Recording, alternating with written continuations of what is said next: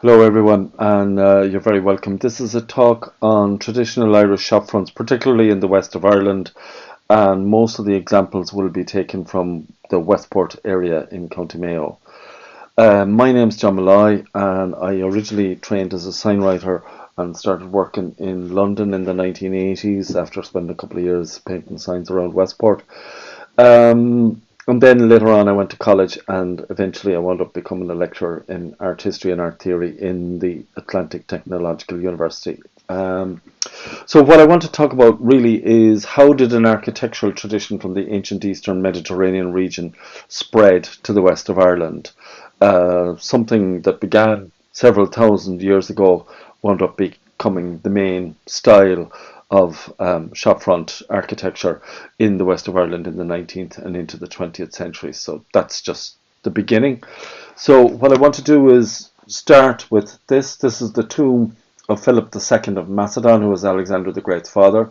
And if you imagine a window and a door and another window and then some lettering here on the top, you would have essentially a traditional Irish shopfront. So that's the first thing, just how did that spread to the west of Ireland? That's really the question. Before I get into that, I want to talk a little bit about culture and tradition. First of all, culture, the idea of it being, excuse me, a persistent collection of identity forming, learned, adaptive, and symbolic behaviours. And what I mean by that is like our own sense of identity is generally rooted in some notion of a culture, be it Irish culture or Jamaican culture or whatever it might be. We learn this as a child, but the thing is that culture doesn't stay static. It's a process, so it is adaptive. It reacts to the changing environment around it, okay? And it's also based on symbolic behaviours, things like language, like food, like clothing, and also obviously things like the things we make, the shop fronts. Okay, so that's that. A tradition then is any cultural product that was created or pursued by past generations and that, having been accepted in whole or in part by successive generations, has been maintained to the present. And that's a quote from Kwame Gyeke, and he's writing about tradition and modernity in West Africa. So if tradition is based on this idea of cultural products, then the makers of that tradition are actually the makers, the people who make those cultural products. In that sense, a shopfront is a cultural product. So I am suggesting that the makers of those shopfronts are the makers of this tradition. And that's one of the reasons why this talk will focus on the actual business of making the shopfronts. That includes things like the sign writing and decorative glasswork and so on. Okay, so one of the things though I want to talk about is the idea of there being kind of distinctive traditional local cultures. And I'm going to kind of preface this with a quote from Inanna Hatami Atai, who is doing a big project, research project on the global as artifact in Cambridge University.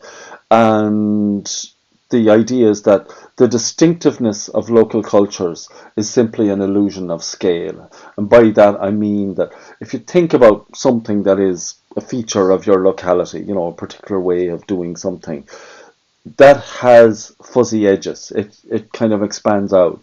So in our example of the shop fronts in the west of Ireland, we can expand that out and look at distance in terms of both time and space. So we can go back to the ancient Middle East in time. So we're covering both time and space. So that's really what I want to kind of think about and have in our heads as we go through this. Okay, so I'm going to start with a brief little prehistory, and then I'm going to go in and look at the business of the actual sign writing, of the timber work, and of the glass work. So bear with me till we get there. So a brief run through from very early stages. Okay, I've suggested that the shopfront idea is based really on Greek temple architecture, as we saw in the tomb of Philip II. But the origins of this are pretty unclear, but we do know that across Southwest Asia and North Africa, from the 4th millennium BC, there was a pattern of building a temple on a platform with some kind of raised structure. And obviously the simplest way to build a high structure is to use the post and lintel model that we see in, for example, something like Stonehenge.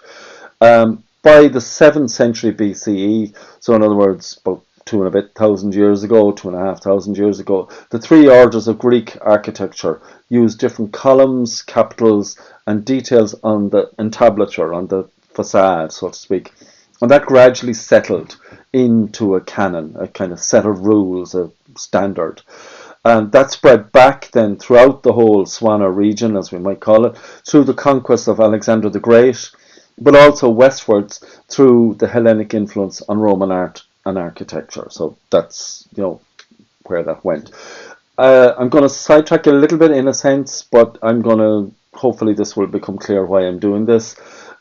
Alexander the Great married Roxana Balkh in Afghanistan, and the city was a huge centre of Buddhist and Zoroastrian learning and had a large number of Jewish people living there as well. And then into that, through the influence of Alexander, arrived Hellenistic thought and architecture.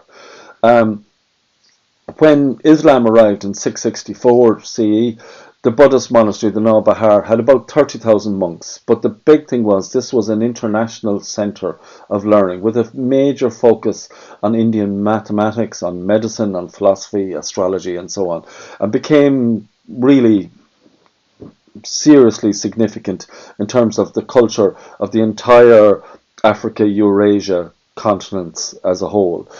So this was major centre learning. I just have a picture of a Hellenistic Corinthian column so that we can see that this Hellenistic culture was also centred there in Balkh as well. When Balkh fell to Islam in 664, the traditional guardians of the monastery, the Barmakids, they were sent to Syria to attend the Umayyad Caliph. And there was a lot of upheaval in Syria at the time, and the Abbasids took over, and Khalid ibn Barmak, he became the vizier to Al-Safar, the new caliph in all but name. With the second caliph, Al-Mansur, Khalid and Al-Mansur built Baghdad, the city of Baghdad, as a new creation. And the big contribution in it was the Beit al-Hikmah, the House of Wisdom. And that gathered up all the knowledge from Afro-Eurasia at the time, from every known language that they could encounter. They sent out emissaries all over the place. Some of them didn't come back, but mostly they came back as much as possible, with manuscripts, but more importantly with as many translators as they could find and pay to attract into Baghdad and to translate these documents. The other project that Al-Mansur was involved in was building the Al-Aqsa Mosque in Jerusalem, rebuilding it, I should say, and that then in turn became a huge influence on the architecture of Western Europe through the Crusaders' encounter with this style of architecture. So anyway, we'll have a think about that too. By 817, Al-Khwarizmi became the head astronomer at the Beit al-Hikmah, and he combined Euclidean geometry with the latest in Indian mathematics, and particularly the idea of zero and the concept of the algorithm, which is massively important still today. So we get the Hindu numbers gradually become translated into Arabic and then become Romanized, so to speak, in terms of our contemporary numbers, as we can see over there on the left. So we have the Hindu, the Arabic, and the Western numerals all, derived from the one set of origins. Okay, so Arab rule gradually gave way to the crusading Christians across the Iberian Peninsula in particular, and the knowledge of Baghdad spread across Western Europe from, the 11th, 12th centuries on. And the Arabic Hindu numbers spread as well, and they replaced the previous very awkward Roman numeral system, the XV and all of that sort of stuff, and also the abacus. So these things, they helped the idea of merchants. Merchants' lives were made much easier with these new accounting systems. And the traditional story of the introduction of the so-called Arabic or Hindu numerals, as they really are, into Europe is based on Leonardo of Pisa, who is Fibonacci.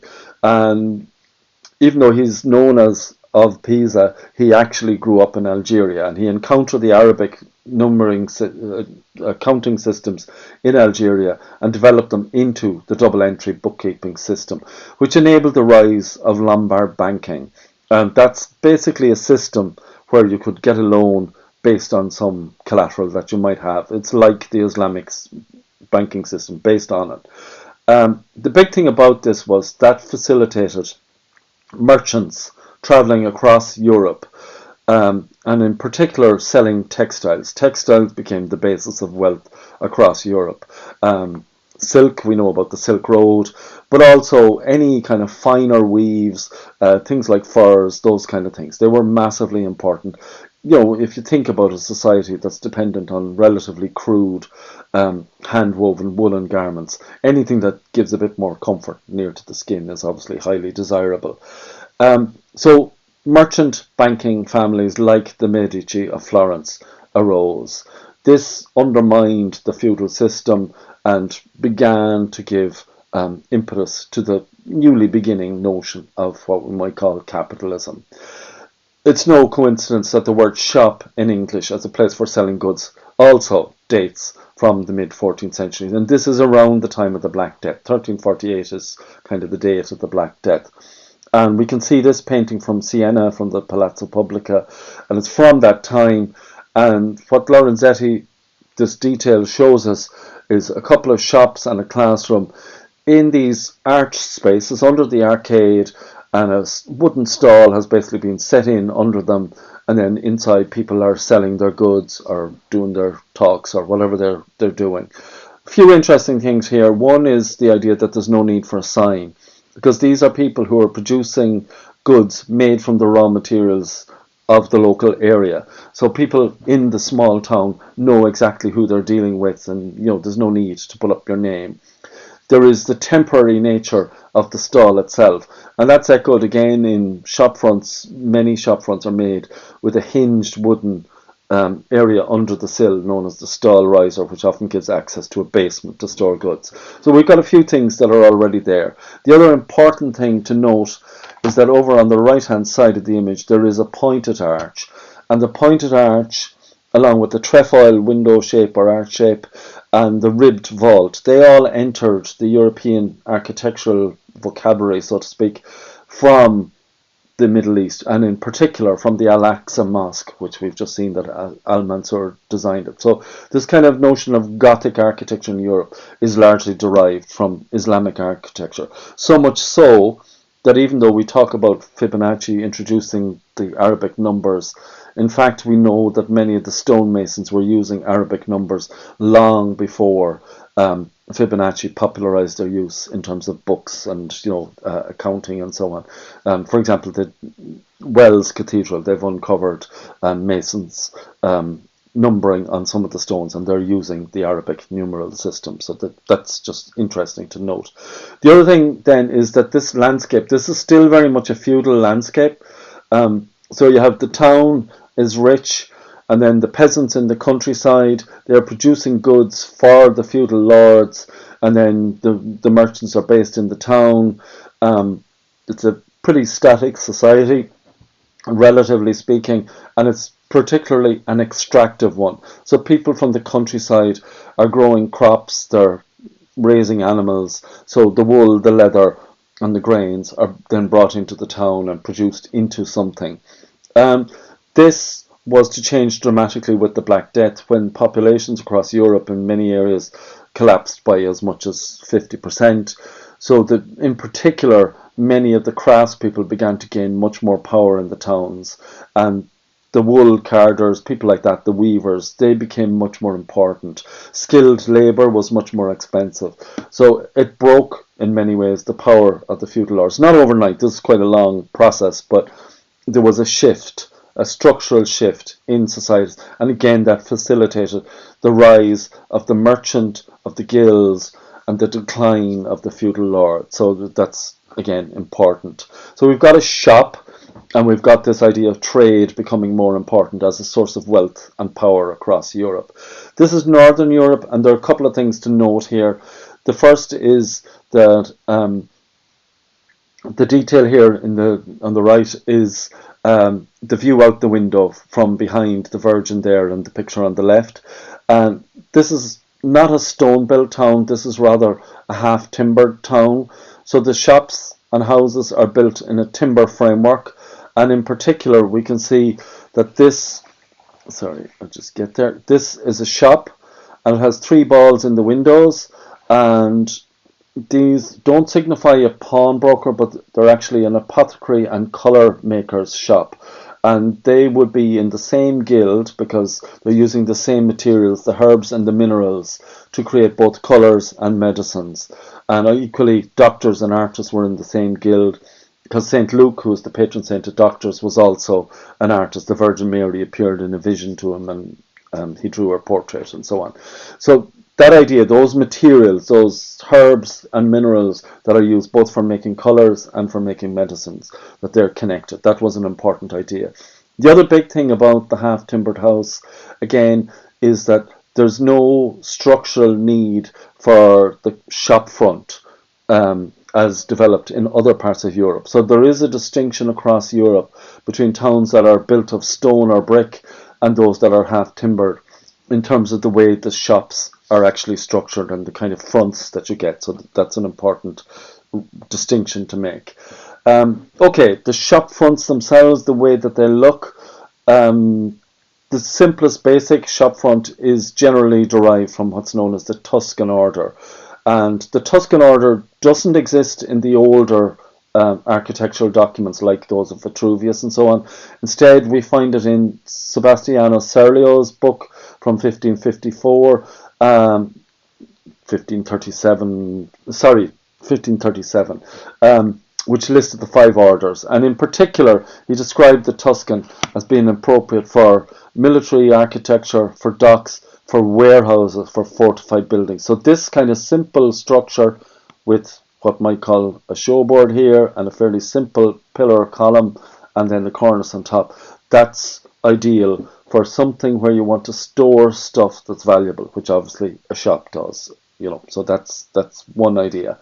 Okay, so we've talked a little bit about the shift from the Black Death and then the idea of a structure. So those two ideas are beginning to come together, and we've got the word for a shop coming into the English language. So we can see how something is beginning to form.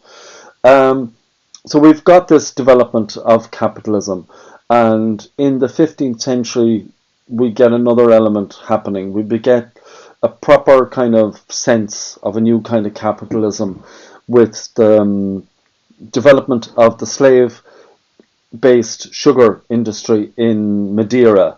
The Portuguese began importing slaves into Madeira to grow sugar, harvest sugar in the early 1450s, and that exemplifies a new model of capitalism whereby you have land, you have the human body, and you have the raw material, and those are based outside of the capitalist system itself. In other words, they're distant from Portugal, for example, and then they produce the good that is then exported and imported into the centre. So that's a model. We get things like cotton, we get things like coffee, sugar, tea, and so on, and they follow the same model throughout history, that they're produced somewhere else, usually in a tropical zone, and then imported into places, particularly in Europe. Okay, from the 15th century then we get the idea that the classical elements, the Doric columns and fascias and so on, widely used, particularly in northern Italy. But Palladio then, he refined this architectural vocabulary in a new way in the late 16th century. And the key idea for us, from our point of view, was the idea of using stucco columns, plasterwork built on a wire frame and then molded with a piece of timber, to create a decorative facade. Rather than the pillars being structural, they're now pilasters rather than pillars. They're simply decorative and they are just on the facade. Now, we still don't have proper shops or shopping as we really understand them, but we are building towards the idea. Okay, if we skip up another bit into the 18th century, Vitruvian and Palladian influences were important in England, but a key influence was the work of Robert Wood, who came from Summerhill in County Meath, and he travelled again Southwest Asia, around what would nowadays be Syria and Lebanon in particular, and taking careful measurements of the ancient rooms of Palmyra, Baalbek, And they published these drawings in 1753 and 1757 in both English and French. And these were the first systematic records of ancient buildings. Rather than just relying on kind of vague drawings and people's ideas, these were actually based on measurements. And in particular, the Temple of Jupiter in Baalbek, which you can see the huge columns there, they're over 20 meters tall. Some of the biggest stones that were ever used in a building, still in the quarry there. Most of the work was done by simply removing the stone, rather than they didn't have cranes to lift the stones, they were so heavy.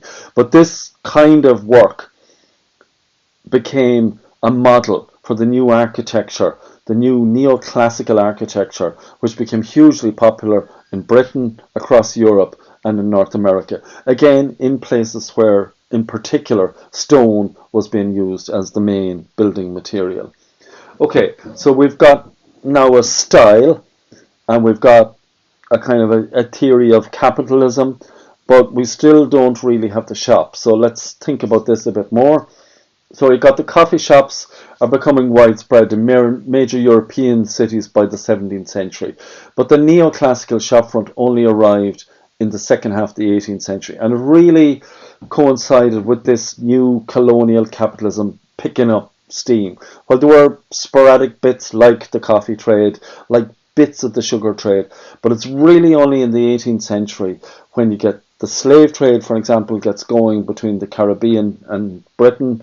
Then, in particular, new textiles coming in, particularly things like gauze, the name of which may come from Gaza, or it may come from Gaz, being the raw silk, muslin from Mosul in Iraq, to cotton and silk. The East India Company, the Battle of Plassey, 1757, and then after that, the East India Company meant that the British had control of most of northern India and vastly increased the importation of cotton into the Britain, and then that spurred the Industrial Revolution to develop machines to weave this cotton, and printing methods, and so on and so on.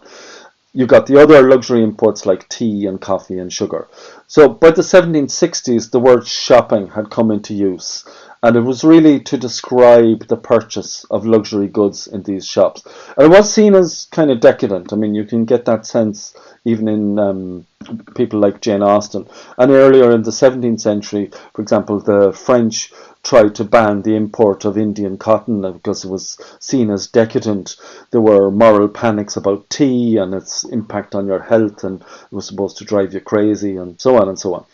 Okay, we can really see that there's kind of key moments, because the image, for example, there, William Hogarth's image of night, this is a street in London, and we can see there are several shops, but they're all shown through hanging signs, not through classical shop fronts. So it's all the hanging signs at that stage. There are none of the neoclassical shop fronts. They really only come in after round about 1760, that kind of period.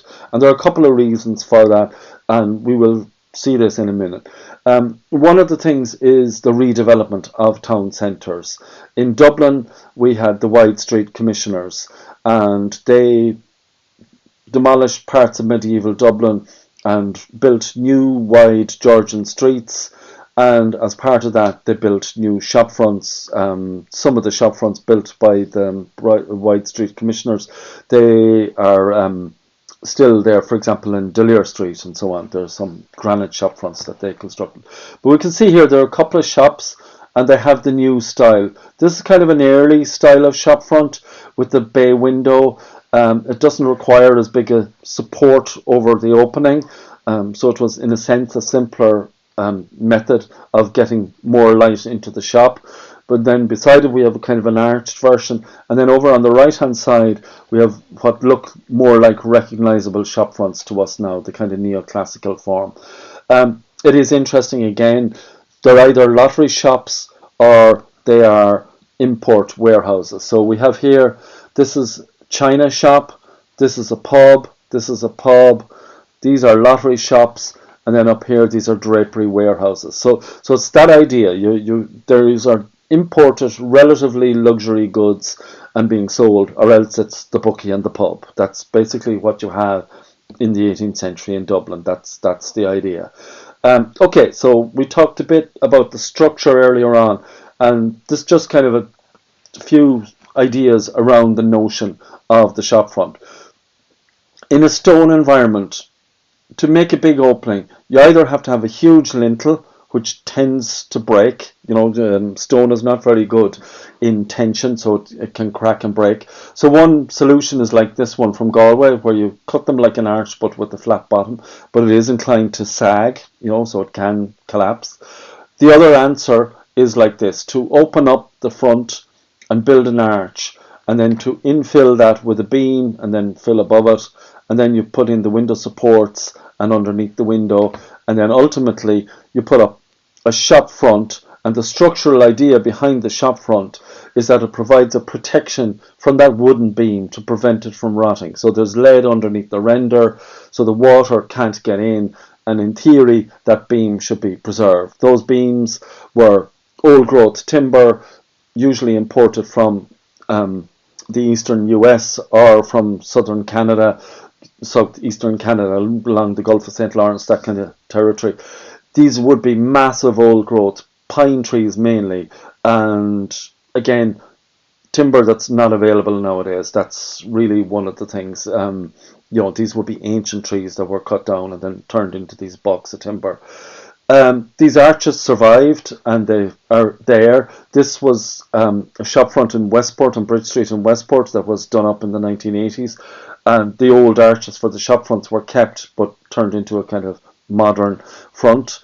Beside it is an interesting front. This is made of vitrolite, which is a structural pigmented glass that was developed around 1900, and by the 1930s you could buy it in up to about 30 different colours, some with kind of marble patterns in them and so on. It was very popular in the 30s to early 50s, but it fell out of favour fairly rapidly, such that by the end of the 50s it was almost impossible to get. It stopped being commercially produced.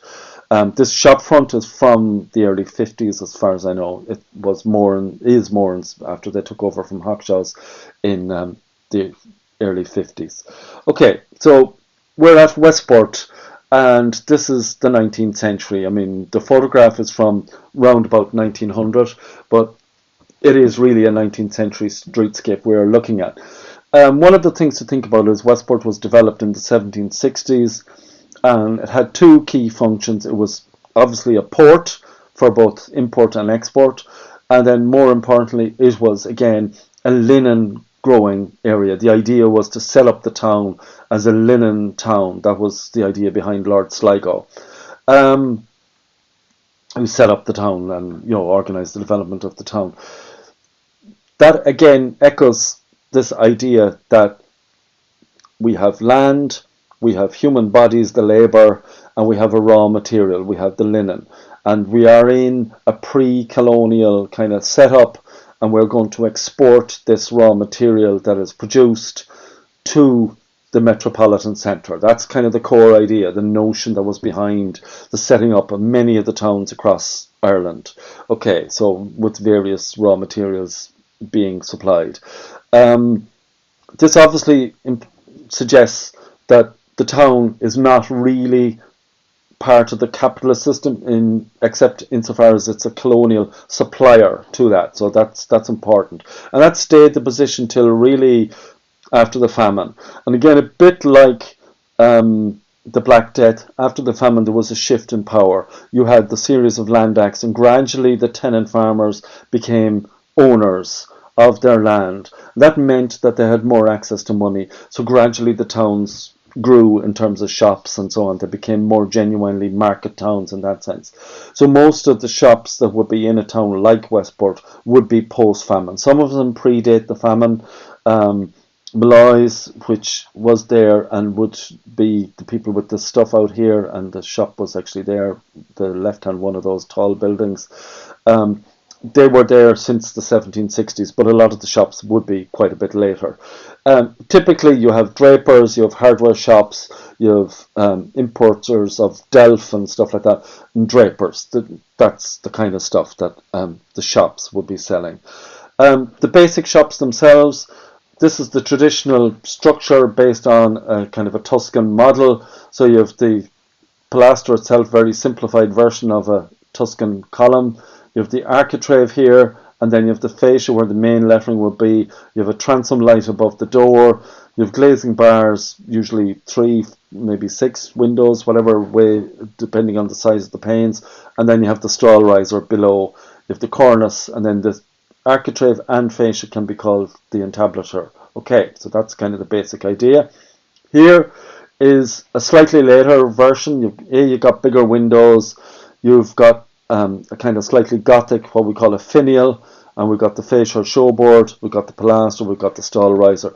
But it's basically the same idea. But the pointed finial is really, it's an idea that is post the Gothic revival from the kind of mid-century, and in particular influenced by the Great Exhibition of 1851. That would be a major impact on that kind of design. So that's the basic structure. Again, with this beam and the arch behind, that's the kind of basic idea. How are these things made? They were mostly made using steam-driven machinery in the 19th century, and then electrical machinery, obviously, after that. So let's think a bit about the machinery. So Samuel Bentham, the brother of Jeremy Bentham, the utilitarian philosopher who invented the panopticon and so on, Samuel was a pioneer in the design of woodworking machinery, working for the British Royal Navy, and then he spent 11 years in Russia. And he was working with convict labour there. And one of the things was how to get good work out of people who had very little skill. And the answer to that was the use of technology. So he began to develop woodworking machinery. Steam power had been developed in the 1760s, James Watt and Trevithick and people like that. And this was now available. He also encountered, through Russian contact with China, the Chinese metalworking techniques, which they had better access to steel, better means of producing steel, I should say. Steel is an alloy of iron and carbon, and the basic problem is to integrate the carbon into the iron to produce steel. It needs reforging, or it needs very particular temperatures and levels of oxygen. So anyway, the Chinese had developed that technology from around the 11th century on. So he was able to develop circular saws, and then he developed mortising and boring machines for the block mills in Portsmouth, the Navy, where they were making the blocks for the rigging to carry the ropes. His machinery then was improved. He began working with Mark Isambard Brunel, the father of Isambard Kingdom Brunel, who built the Great Eastern and so on, and they made major improvements in the machinery. And gradually new machines began to be invented, and you can see there in the image there's a bandsaw that was painted in 1808. I wouldn't fancy working with that bandsaw because there's no guard on it, so if the blade breaks, it'll just fly around the workshop and probably take the head off somebody. But again, the bandsaw was dependent on spring steel being developed, which was a process that was developed in France, and it produced a higher tensile steel. So that was again another development that facilitated this kind of stuff. And then the third big thing was the pantographic router. And these were developed in the 1820s by Chiverton, and they were initially for making small-scale replicas of sculptures. But by the mid-century, you could mass produce decorative woodwork and wooden type. And I have one here on the right-hand side. There's a picture of one, and you can see there's a bust on a rotating plinth. There's a mirror plinth, so to speak, there. There's a follower here. In other words, you touch that follower to somewhere on this, and on the other side there's a rotating cutter which will cut your material that's on that plinth so that it will be exactly the same as the material that you're following. These were originally worked off a treadle, but eventually they were converted to steam. Once the possibility of governing and regulating the power was more managed. These machines were on stream, so to speak, from the 1840s on, and that meant that you could actually cut whatever you wanted in whatever shape you wanted. With the improvement in steam also came other new types of machinery, like this is a combination bandsaw and circular saw, which would again facilitate what people could do in a relatively small workshop. These are the followers and cutters for the pantograph over there. With these kind of developments, you got other machines like cylinder planes and planar thicknesses. So it became much more possible for relatively small workshops to produce high quality timber work. So you can see these are machined capitals and pilasters from Westport, produced by these kind of machines in the second half of the 19th century. You can see that the capitals, they're just cut out of stock timber and then machined. A lot of times the work wouldn't be that complex in the sense of, with the pantograph, you're really only doing one surface, and then the side is often done by hand, just a bit of decorative scroll work on the side. You can see it here on this one or on this one. So they're relatively quick to turn out, and they are machine made. This is classic 19th century carpentry. You can see like the stop chamfer detail on the door there and so on, and the different mouldings being used. A lot of pride in these different blades that you would have, and people sharpening the blades and maintaining the blades so that you could produce this moulding on relatively simple rotary machines. Okay, this is a picture of Malloy's yard in Shop Street in Westport in round about 1880, and you can see that there is a circular saw there, and there's a moulder, and then there's the saw pit in the front here, and they also have a crane for handling big bulks of timber and moving them around the place. So this is fairly standard kind of workshop that began to arrive in the west of Ireland at that period. So much more complex jobs could readily be handled. Timber has been imported from, as I said, the eastern US and Canada, and from places like Norway and Sweden. Piranha pine began to be imported from Brazil, and again, a range of hardwoods, things like mahogany from the West Indies, many of which have been driven to extinction. For example, the mahogany as a timber tree is now extinct. There is the mahogany shrub is the only thing that exists, but it's not commercially viable.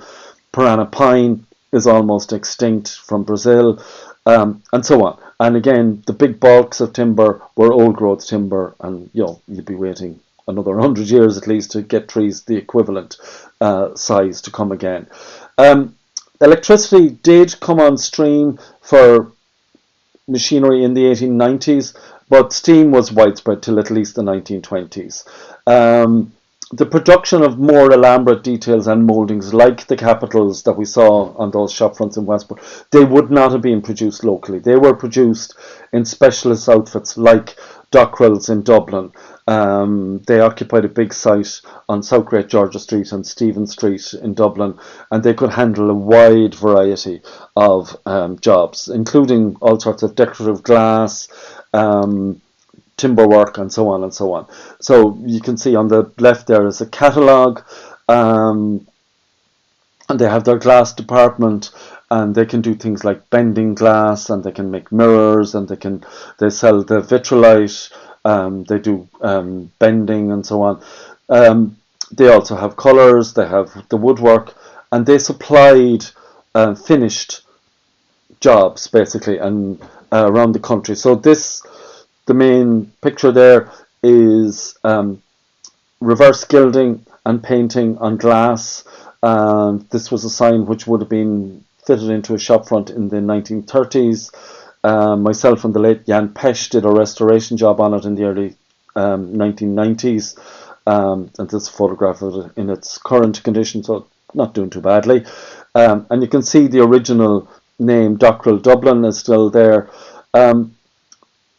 This is specialist work that would not have been done locally at the time. There might have been the skills around, but definitely it wouldn't have been common in the 1920s, 30s in small towns in the west of Ireland, so it would have been bought in. But there were local tradespeople producing shop fronts and doing lots of very good work, actually. The one on the left is Gibbons, and Edwin Gibbons ran a workshop in the same site for many years at the bottom of Peter Street in the Keyhill in Westport. You can see that the sheet glass and cabinet making, they also obviously did the undertaking business, making coffins and so on, and general joinery work. Part of the general joinery work was obviously producing shop fronts, and you can see how they've made a kind of a little mini shop front, so to speak, on their own front there, even though it is this tiny little workshop space. The other picture is Malone's, which is on High Street, and you can see the window has the 4 panes in it, so they're fairly old glass. And again, they were a coach builder and undertaker, so a lot of high-level woodworking skills. A Gothic-style front with the pointed finials, so a very traditional approach to a business, running as many things as you could to turn a few bob. The cafe was going, it was known as an eating house, as they say. And during the fair days, this was a very popular spot because this is just at the bottom of High Street. Cattle fairs were always held there. So this is John Malone with the wheel there. This is Malloy's, and this is a photograph by Liam Lyons, who was very well known photographer in the Westport area for many, many years. This picture was taken about 95, just before the shop was sold to O'Connor SuperValue. And you can see the 6-pane window, there's the architrave, there's the lettering, which is bandsaw cut, and it's in what's known as an Egyptian style letter above it. There's the painted sign to the left of the shop. Goods are left outside. The 2 men outside, on the left is Jerry McNally, and then on the right is Maurice Malloy.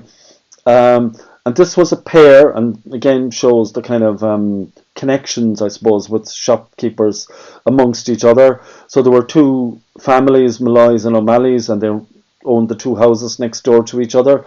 And John Malloy and Peter O'Malley, by about 1870, they both married 2 sisters, McHale's from Sligo, and so the dating of the shop is presumably from that idea. Sorry, I'm having problems here. And you can see that the 2 shops are basically on the same model, slightly different scale. The pilasters here are slightly wider than the pilasters there, presumably because they were made by Malloy's rather than O'Malley's. It is now McLaughlin's bookshop on the right hand side, and the blue one is now McVan's pharmacy. But yeah, instead of another just little detail, instead of a basement, this became turned into a tank for paraffin, which probably wasn't a great idea to have a paraffin tank underneath a shop selling lots of paint and chemicals. But anyway, there you go. The good old days, so to speak. The other thing, a big change in the 19th century, is the increasing use of cast iron and steel. Cast iron columns became very common in warehouses and industrial buildings by the mid-19th century. Improvements in blast furnaces really enabled its production to massively increase. And it began to be used for decorative facades and even whole shop fronts, particularly in the US. You could get catalogues showing you a whole shop front made in cast iron from the 1880s, that kind of period. Equally, steel massively increased in production from the mid to late 19th century on.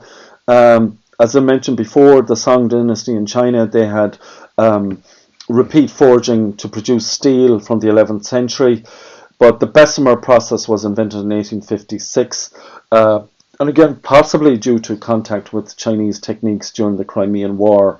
Bessemer was involved in the Crimean War, and it produced a high-grade steel in very short periods of time, and very soon you got the so-called RSJ, the rolled steel joist, or the I-beam as it's known in America, and that enabled a major change in shopfront design. You could get much bigger windows, recessed doorways. You didn't have to worry about the structure. But as a kind of a temporary thing, in the mid-19th century, much more common and cheaper in the west of Ireland was the idea of still using the big beam, which would be imported from the US, supported by cast iron pillars, and that can still be seen in this building, which is now the old grain store, what was John Gibbons at the time. And in behind these pilasters are cast iron pillars to support the timber beam. Other features of this shopfront has an architrave, it has a dentil moulding up the top there, and it has a wicket gate in the double doors on the side, and then those panels are sheeted. The reason for that is they used to have a little railway with a kind of hand truck on it for bringing goods up to the store at the back. It sped things up. So nowadays you can see the wicket gate is gone in the door, and the front has lost its architrave, and the cornice has been changed to accommodate flower boxes. But otherwise things are much the same. The railing at the window to protect the glass is still there, the bicycle leaning against it. Those kind of details still survive, and the capitals again are machined capitals, nice example, and all double paired pilasters and all of that sort of stuff. Other materials that were used include brass. This is from John O'Brien's on Shop Street. These letters would again have been cut with a pantograph, and there's a basement underneath you can see, and there's tile work on the stall riser. Brass as a material was developed in Syria during the Bronze Age, so again we're back to the Southwest Asia region. Mosaic, we can see it on Barry's Stationers, again a tradition that came from ancient Greece and spread through Rome and so on.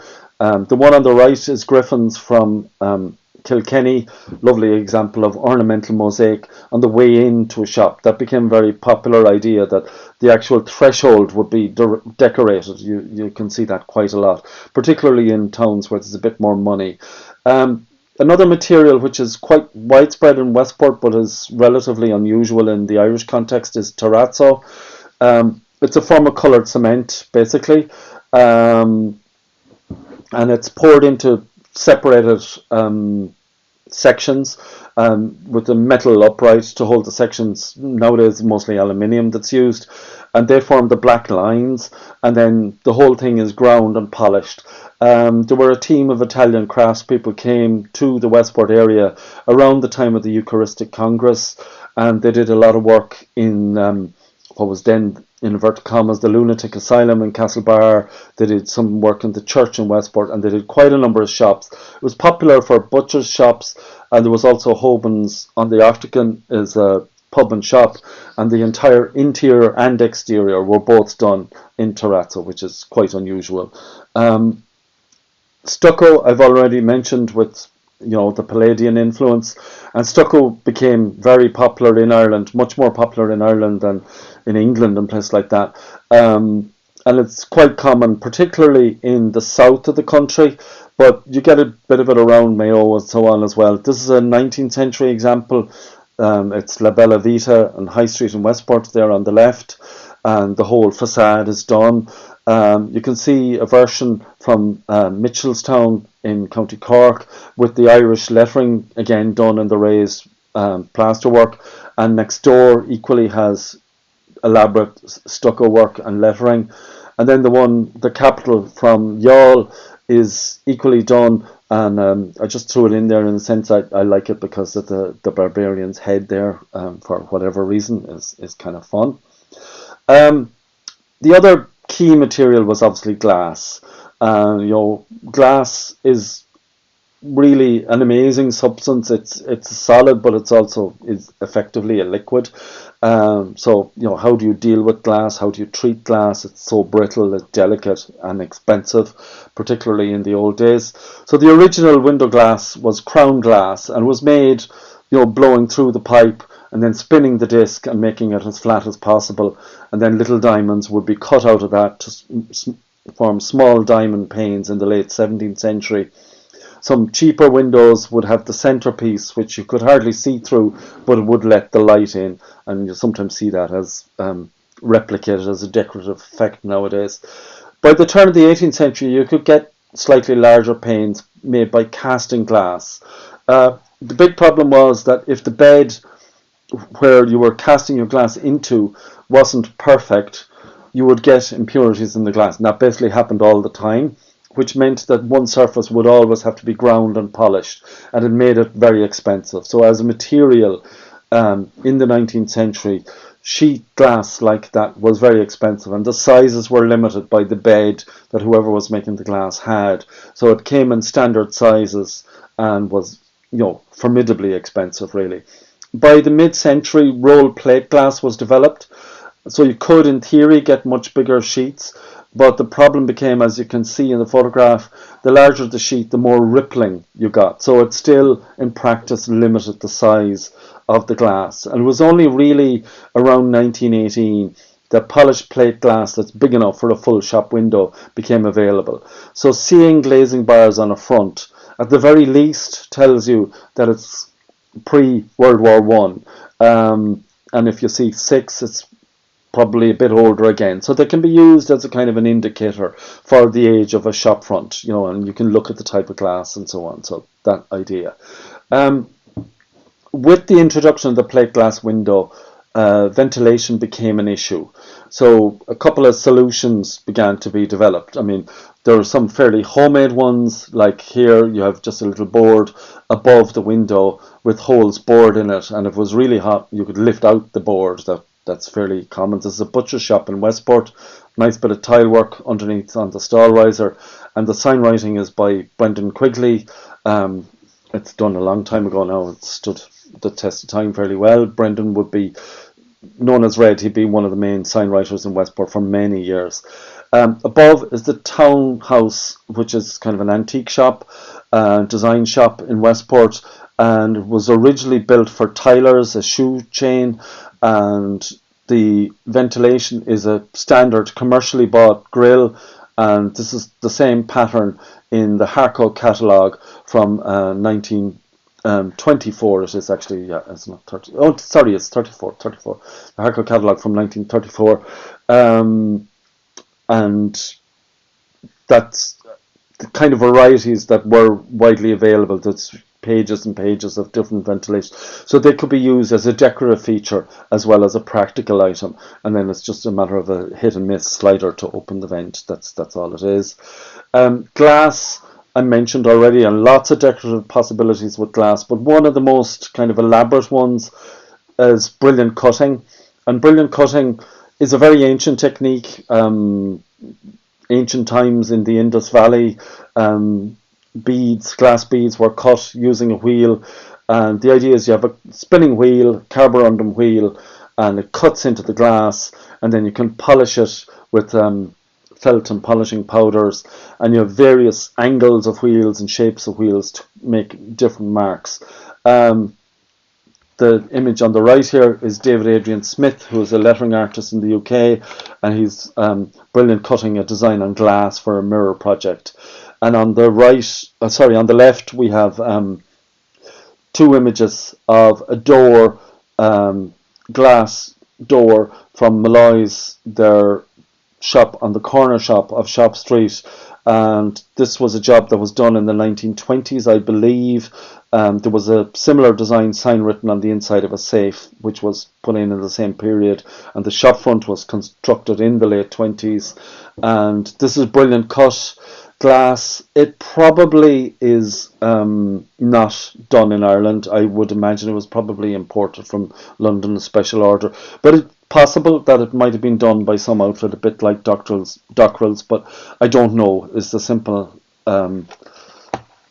fact of the matter. But really skillful work, extremely accurate to get the serifs, to get all that kind of detail in, massive level of control on that.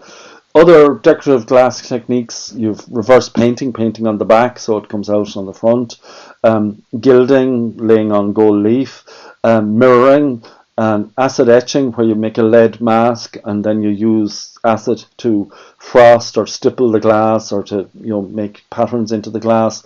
Glue chipping, where you would use a strong hide-based glue and then you warm it overnight, and depending on the amount of time you leave it and the amount of heat that's applied, you can take more or less glass away. As the glue dries, it pulls the glass from the surface on the back, and then that can be gilded and decorated, as we can see in the example from Kilkenny. And often old mirrors would combine lots of different techniques, like the wines and spirits example from London below. Okay, so the actual lettering itself then, we know that writing developed independently in many parts of the world, but the writing that we use in this part of the world derives generally from the Mesopotamian region in the Bronze Age, alphabets from the Sinai, and particularly the Phoenician alphabet. So again, we are in this Southwest Asian area, spread throughout the Eastern Mediterranean and eventually arrived into Rome via Greece, and gives us the basis of our current system. the important thing is that, in particular, the Roman lettering, they became the models for Renaissance and neoclassical lettering revivals, but they were brush-drawn letters. That's really the key thing. We know that before the carved inscriptions were carved, they were written on the stone in paint by a flat brush. And the idea, the design of the letters was that you shape the brush by coming in on the serif, and then you come down and then do the same from the other side, and then it's a twist of the brush to make the other mark. So once you have the skill and the practice of doing this kind of lettering work, it is relatively fast. Obviously, to get it, as beautiful as that takes years and years of practice. But we can see from the surviving sign writing from Pompeii that this kind of writing was routinely done all throughout the Roman Empire. And it is a very old technique of working. Interestingly, though, in Britain, if we want to call it that, or the United Kingdom even more so, the 18th century territory basically developed what Alan Bertram called an English lettering tradition, and he kind of centred its origins in England, and then that it spread out to Scotland, Wales and Ireland, but that its roots were in England, and partially through the lettering masters, and in particular through tradespeople cutting gravestones and then writing signs. And there are a few things that he characterised this tradition as containing. First of all, very rich bracketed serifs, like the Malloy's lettering that we saw a minute ago, these kind of square serifs that come out from the side, and then they have a bracket, they have a curve in. They have curly R's, but most importantly, they have a fairly square form. So unlike the Roman models, which are fairly tall and thin, usually kind of the stroke is 1/8 of the height, and the letters are relatively thin. Think of a letter like an E is quite slender compared to the kind of lettering you get here. The width of the L there. By contrast, the O here is quite skinny. The other thing that seems to have developed more popularity in Ireland is what we call a mansard serif, where there's an angle to the serif on the end of it. And one of the advantages of that from the signwriter's point of view is it makes it easier to hide kind of little bits of unevennesses in the spacing. You can jiggle things a little bit. It gives you that little bit of leeway. The tools are basically unchanged. You can still buy these kinds of brushes. This is from the smallest, which is a crow, right up to a large swan. And those names refer to the actual quills, the actual feathers of those birds, and sable hairs. Originally it would all have been sable hairs are put into those, and the brush is formed in either a point or a chisel shape. Nowadays it's nearly all chisel shapes, but points were popular at various stages in time. You can get specialist brushes for lining and sword liners and pinstripers and so on, but those are the basic tools, and then people would mostly use a dipper and a palette and maybe a mahl stick to steady the hand. Some people like that, some people didn't, but those are the basic tools. One thing I should say about that front. The other thing that's important, just remembering the glass and how expensive the glass was. Techniques to protect the glass were very important. So shutters were very common in a lot of shops, or otherwise the railing, as we saw on the Gibbons' example, where the bicycle was leaning against it. So something to protect the shutters from, to protect the glass from being broken by either an animal or an accident or whatever. The signwriters developed a kind of professionalization quite early on. 1762 was the first Society of Sign Painters Grand Exhibition in London. One of the things that really encouraged the trade, and particularly the shopfronts, was pressure came on to get rid of the hanging signs that we saw in Hogarth's picture. One problem was if they weren't maintained, they obviously fell down and would decapitate somebody. But more importantly, the noise of them swinging and screeching in the wind, became a major nuisance in many towns across the country. So by 1764, they were banned in England, and that encouraged the further growth of shopfronts, including here in Ireland. To jump forward, by the 1880s, there was a massive number of textbooks on signwriting being published, and showing things like the tools that you would need, design ideas, even advice on colour schemes, and particularly models of letters to be used by signwriters. And the most important thing about these is that these are letter forms. These are not typefaces, so they're not using standard typefaces of the time. These are letters that are generally specifically developed for signwriters to use. So the lettering that signwriters were using were not typefaces in the normal sense. They were adjusted. Usually the signwriter would snap a line for top and bottom, and everything would fit in that. So if in a true typeface, like let's say a Baskerville or something, the ascender of a D might be higher than the height of the capital, in a sign-written sign, they would be the same height. There are subtleties like that. So they're not typefaces in that classical sense. And it is important to note that the signwriting approaches to lettering had a massive influence in turn on wood type. From the mid-19th century on, the wood type was cut using a router pantograph. A separate block would be used for each colour. And we can see from here, this is a letter painted by Tom Collins in Limerick. It's in Adair. And this is 3 blocks that are producing a coloured piece of wood type. But the approach to the shading is the same. But this is the ancestor of this, so to speak. That's important to note. Other approaches were the need for guides to draw letters large, and so various methods were devised. There were point systems and all sorts of ideas of how to do this. The other thing that was regularly supplied were molds, carved molds for people who were casting letters in brick or even in iron and so on. And then from the 1830s on, colour printing became more and more common. Colour chromolithography, which was very expensive because that involved lots of different stones, but a simpler approach was developed by Baxter's in Lewis in the south of England, where you would have an intaglio. So in other words, the black is done cut in an engraving, and then the colours are added in wood blocks, much like the letter up above. That became relatively cheap and became very popular from at least the 1840s. So colour printing was possible and became widely used in signwriters' handbooks and so on. And this is a page from a French manual for signwriters from the 1870s. So that kind of idea. So colour is really important. And this is a quote from Patrick Donovan from John Murphy's book on the Irish shopfronts. So colour may have been a form of rebellion through which the people's palaces, though they could not be built of granite or marble, could yet be as brilliant as theatre backdrops, gaily attesting to all the carelessly understood styles of Europe. And one of the things is trying to figure out the colours of these shopfronts is spectacularly difficult. First of all, fashion changed over time. When in the 70s and 80s the shopfronts were much more colourful. At the moment there's a trend towards monocolour and then just the lettering being picked out in something else. It's quite dull in some ways, but it's a fashion. It makes it easier and cheaper to paint, obviously.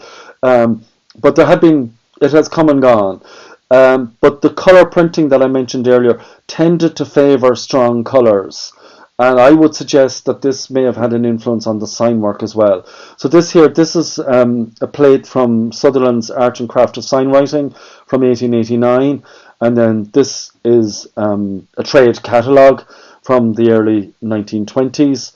And you can see the kinds of colours that are favoured. And over the 40 years, they're both similar approach to colour. This is Landers from Mill Street in Westport. Again around about 1900, and you can see the pilasters there have been marbled. The infill of this arch, there's one colour here, there's a band of another colour, then there's a third colour, and the window is painted in a fourth colour. So we've got at least 4 colours plus the marbling, and then it looks like a different colour again on the show board, and then the colours within the signwriting itself. So we've got a lot of colour going on there, clearly. I don't know what colour the marbling there is, but I would suggest, but it's only a guess, it may be green and white, suggesting that it might be a riff on various forms of green and cream, possibly, on the front, but I don't know. This is Hastings, which was a small pub and bakery on Bridge Street in Westport, went out of business in 1929. And relatively simple little front, but the paint treatment is very elaborate. This is a plain rendered wall, but it's been painted as a vermiculated ashlar. And the colour scheme, the traditional colour scheme for that was a cream, a pink, and then blues and purples to make the shades. So again, quite a lot of colour going on in there. It looks like the side of the wall here has broken colour, probably rag rolling on it. So again, possibly using the same colours as in the painted ashlar to echo that and bring it up.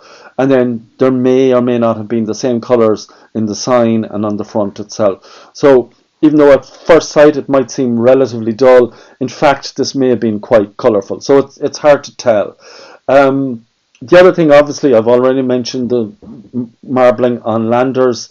Graining and marbling, very popular paint techniques from the 18th century on. And again, along with a basic level of signwriting, they were part of the apprenticeship of a qualified painter.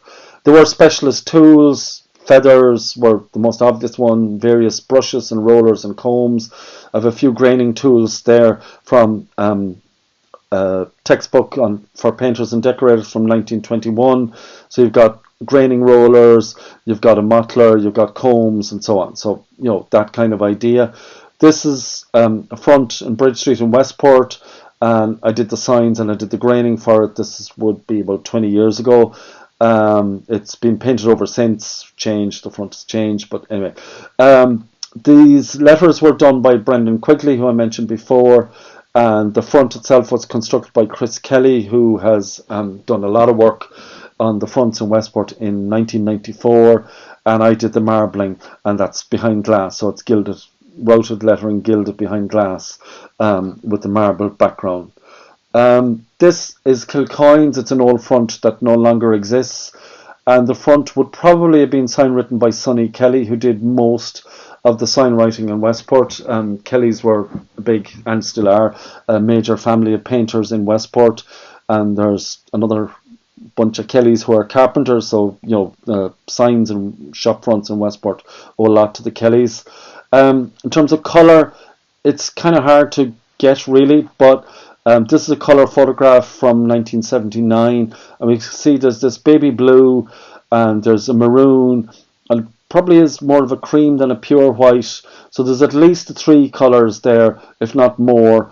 I believe there was a dark blue around the letters as far as I can remember, but I wouldn't swear to it 100%. As I said, this would have been done by Sonny Kelly, and this is another shop that was done by him. This was really a favourite haunt in Westport in the late 60s, early 70s. This is Highlands Ice Cream Shop, and the lettering is kind of straight out of the Beano or the Dandy. And this lettering would have been done straight on site. Again, chalk lines would have been snapped, and it would have been just painted directly on the surface. This is it in 1979. So we can see the colours. Again, there is a maroon, and there's cream, and there's a very baby blue. That idea. The shop front itself is relatively straightforward and simple, apart from the window which opens in order to be able to serve out the ice creams. And then there's the awning which pulls out, and then over the awning we have the little tea and coffee served sign. So, very colourful, a decorative front, but, serving the needs of the time, so to speak. These are 2 other fronts which show kind of different approaches. This is very 19th century approach. This is the shop and the 3 glazing bars. This was a carriageway in, and then about 20 years ago this was closed in, and they echoed the shop front on this side, and then the house door is outside the front on the other side. And one of the things that's interesting about this is that the lettering is clearly hand done. The basic shape would be cut out on a bandsaw, but we can see that the G's are different. This is the G from here, from Glynn, and this is the G from Grocer, and this is the G from Ironmonger there. This one has no stroke there, so it's missing its stroke. This one is quite round, whereas this one is much more upright and straight. So we can see that they were done locally. Also, the spacing is relatively poor. It almost becomes Glyn Grocer rather than Glyn Grocer, if you know what I mean. This is a different approach on this one. These are stock letters that would have been bought in. and would have been put up by somebody who knew what they were doing in terms of spacing. I'm not sure whether they were ceramic or whether they were enameled iron, but either way, they would have a durable marbled finish, and they were quite common around the country. Some of them much more elaborate in shapes. This is relatively straightforward example again of this kind of vaguely Clarendon Egyptian so-called English letter, as Bertrand would call it. Shopfront is fairly straightforward and simple. The only interesting thing is what would have been the architrave is now kind of a space between the capitals, which is slightly unusual, but other than that, it's fairly straightforward. It is now blousers and looks very different to this. These are a few examples around the country. This is Milani's in O'Connell Street in Sligo. We can see that the front is late 19th century. It's got a steel support enabling it to have this recessed doorway without any major sign of support. It's got marble for the stall risers, big plate glass windows, which puts it later than the late 19th century. So again, we're coming up in time, going by the indicators. So I'd say it's probably is 1920s, maybe 1930s, something like that. The lettering is a style that became very popular in the late 19th century. There was a company, the Brilliant Sign Company in London, and they developed a technique, initially stamping copper and then later zinc, and gilding it so that they didn't have to carve timber out each time. It could just be pressed on a mould, and then as tiles they would be dropped in, and then the box would be put up. But this is probably carved and gilded, and then the monochrome is, I would think it's an afterthought that's added on, because just the way it's not directly over the doorway, I'd say that was bought in later on and added on. Somebody had a notion, put it up. The other front is from Parnell Street in Dublin, and it's quite unusual. First of all, we can see that the glass, they use quite small panes of glass to make this sign, so there's only 2 or 3 letters each pane of glass, which would suggest it fairly early on. The other thing that's unusual is that the entire back of the glass is gilded, and then the painting has happened. What's interesting about it is that there are 2 different treatments, so I'm not sure which is the older here. This has kind of a couple of colours of gold. It might be a stain that's put on it, whereas this one is much more like a drawn on first and then gilded behind approach to the lettering, and that hasn't aged as well. Whether this is a cheaper later copy or whether it's actually a survival of the older stuff, I don't know.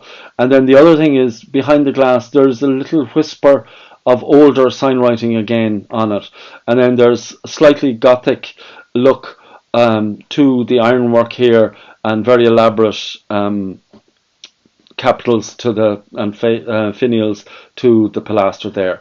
So that's a kind of a couple of examples just from around the country. This is Matt Malloy's in Westport, on Bridge Street in Westport. It's now a well-known pub, but originally was more of a general shop, specialising particularly in seeds, and also had general grocery and a small bar.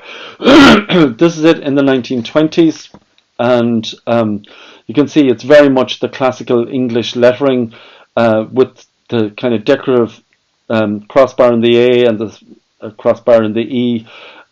Very traditional, what would be seen all over the country at the time. Then it became more formal and restrained, I suppose, around the 1940s. This is a sans serif letter painted on the front. And then this is a photograph from the late 70s. Again, it's a Liam Lyons photograph.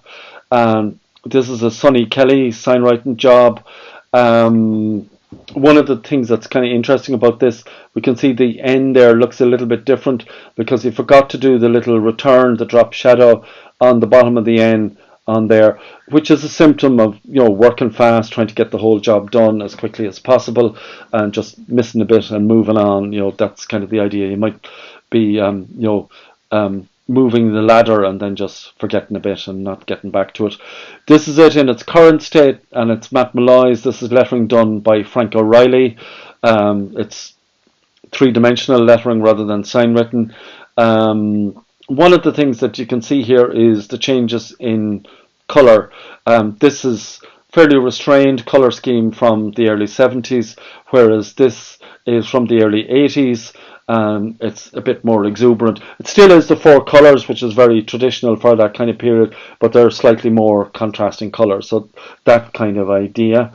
Um, Okay, so we've looked at a lot of stuff. We've looked at the idea of this tradition coming from Southwest Asia and North Africa, the Arabic influence on the architecture, the neoclassical idea from the 18th century, the impact of capitalism, with the slavery and colonialism and so on as being the raison d'etre for the shops, and then the idea that these shop fronts are found in an urban environment based on stone or brick. So these few ideas come together.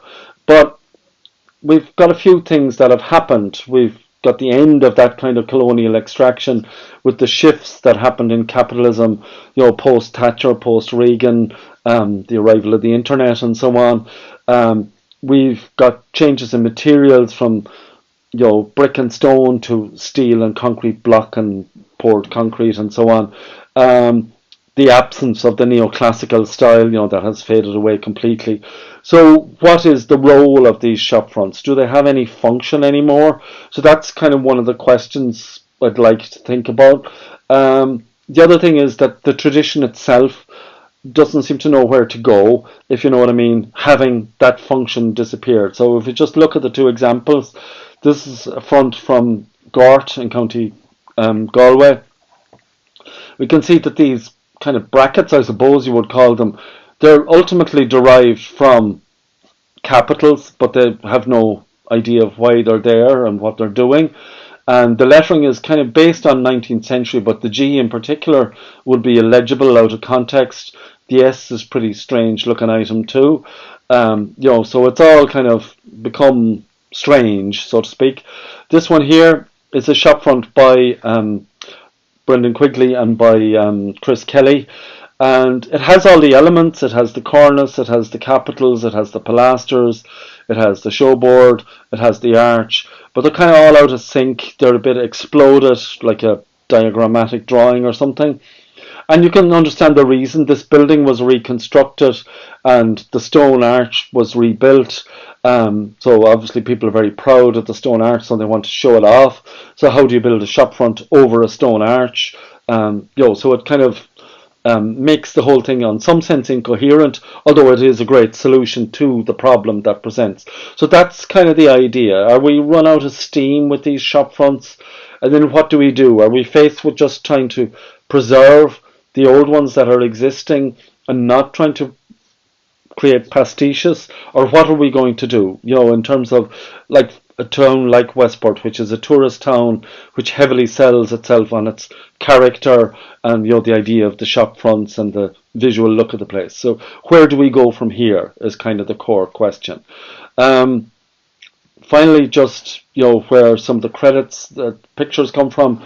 A lot of the older pictures are from the old Westport Photos group on Facebook, the Lawrence Collection, the National Library, Malton's Dublin from the Brown Collection, and Buildings of Ireland. Just in terms of shop fronts around the country as a whole, ourtype.ie is run by Trevor Finnegan, who is the brother of Anthony Finnegan, who runs McGing's on High Street in Westport, and then does my contact there. So that's it. So thank you.